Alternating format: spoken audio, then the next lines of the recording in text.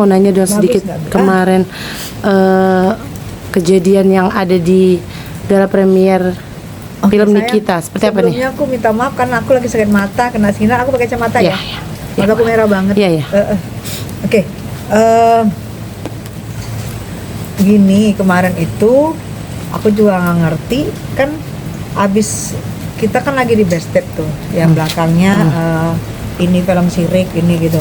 Nah kita di backstage, jadi pemain-pemain, sutradara, ada pemain utama sutradara, habis itu Abang Fahmi, habis itu aku, karena habis wawancara kita kan mundur.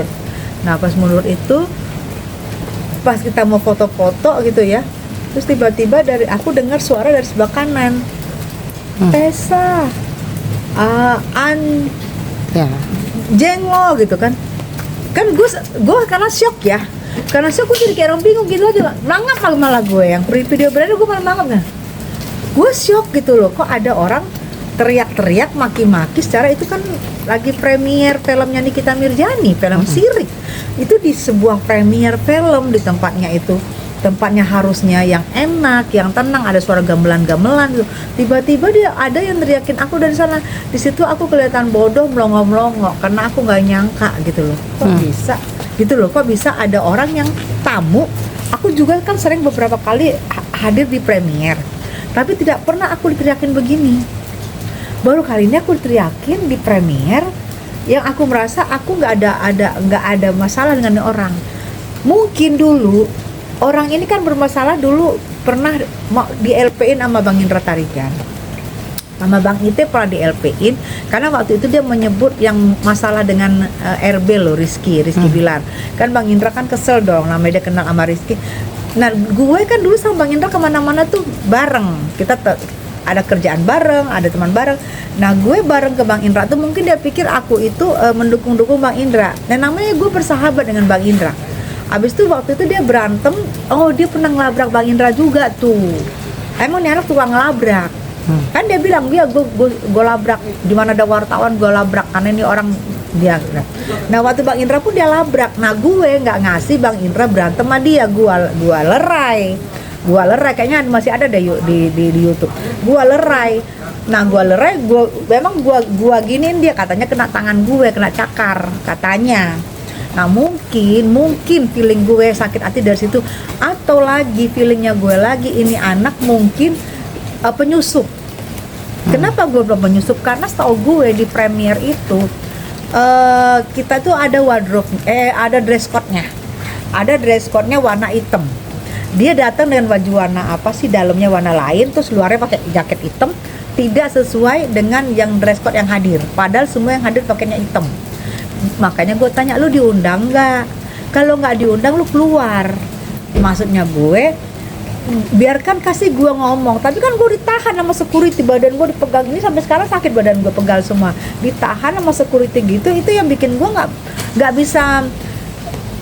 Prinsipnya gue, dia yang nyerang gue di tempat situ. Di situ gue tadinya gue mau ngejambakin dia, mau ngebukin dia karena lu nyerang gue. Kena hujan saya. Jadi gue ditahanin sama security, tangan gue ditahan begini, ini sekarang gue gak enak badan karena pegel semua badan gue. Jangan gue yang ditahan, dia yang ditahan bukan gue gitu loh. Dia enak banget nunjuk-nunjuk muka gue. Tapi ini banyak yang mengatakan kalau ini settingan, Kak. Maksudnya di saat filmnya Nikita begini, terus filmnya muncul ya kan, tiba-tiba kakak di lokasi gala premiernya beribut. Banyak yang mengatakan ini settingan untuk film. Seperti apa nih mungkin?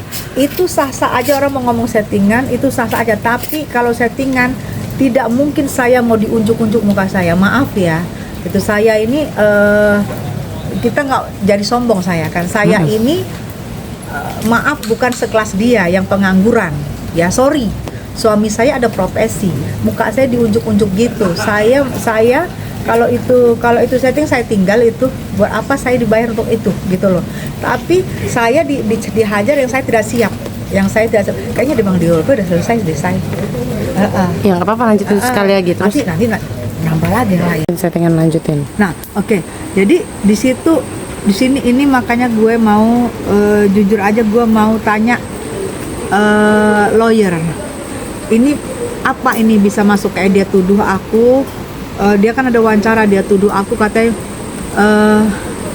memberikan katanya aku 2 kaki. Dia penggiringan opini. Dia tuduh aku 2 kaki. Terus dia tuduh lagi aku Pansos. pansos sudah pasti dia teriak. Tapi waktu dia wawancara dia tuduh lagi aku menyebarkan berita hoax soal yang 1000 tiket aku berbagi. 1000 tiket aku berbagi dari tabungan anak aku loh. Anak aku dulu bermasalah sama Nikita Mirzani. Anak aku yang mengeluarkan uang untuk membeli tiket itu. Dia bilang itu penggiringan publik dan itu nggak benar. Tidak benar, itu bohong. Secara tiket itu sudah ada di link bio aku. Di link bio aku TikTok sama Instagram sudah ada dan tinggal klik. Dan tadi sore itu sudah 563 orang yang ambil itu tiket. Tinggal 423-an lagi. Dari mana aku bohong? Gitu loh. Itu sudah dia menuduh aku penyebaran berita hoax. Jadi terus abis itu dia menyerang aku itu, aku seorang wanita di situ berdiri, aku tidak melakukan apa-apa. Aku juga memakai baju adat, di situ dia menyerang kehormatan seorang wanita. Jadi aku mau tanya sama lawyer, dari mana pasal aku bisa mengambil celah buat dia? Berarti kejadian kemarin membuat Kak Tessa benar-benar ingin membawa Satria ke jalur hukum Iya. ya. Kalau enggak, ini orang terus-terusan. Kalau enggak aku giniin, aku harus kasih dia. Kalau enggak dia akan terus-terusan di mana? Kan kita nggak tahu kita mau dimanapun berdiri. Kita kemana aja gua siap loh. Sampai aku jujur gemeter habis itu wawancara sama Reben juga ada kayaknya. Aku seolah-olah ada yang nyamperin. Sampai aku ngeliat ke kiri. Jadi trauma. Lagi. Ya trauma lah. Aku wawancara sama Reben apa unlock, aku sampai ngeliat lagi takut dia nyamperin aku. Sampai aku bilang, aku nyender deh di dinding biar gak ada yang nyamperin aku gitu. Kan aku jadi takut.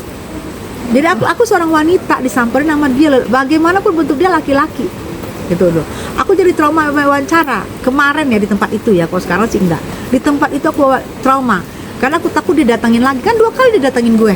Oh. Itu loh menurut gue. Oke, mungkin terakhir Kak Tessa, ada pesan gak sih buat Satria sendiri? Kan mungkin sekarang Kak Tessa udah mulai mau ngambil langkah hukum ya. Iya. Dan mungkin di sana juga dia kan kayak nggak takut sama segalanya. Gimana nih mungkin? Saya nggak ada orang nggak takut sama segalanya. Lu boleh aja ngomong nggak takut sama segalanya. Sekarang gue tanya, lu dibayar siapa? Lu ngaku. Karena kalau gue ngambil langkah hukum, lu akan keluar, lu dibayar siapa? Udah, itu aja. Lu dibayar siapa? Gue mau tahu lu dibayar siapa.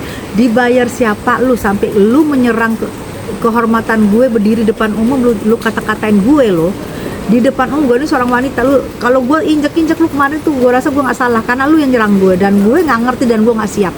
Makanya gue kelihatan bodoh, kelihatan tolol banget gue di setiap video yang beredar. Gue melongo gitu, cuma melongo doang. Setelah gue sadar, baru gue sadar gila gue diginiin gitu. Oke. Dia bilang yang duluan babi. Oke, makasih.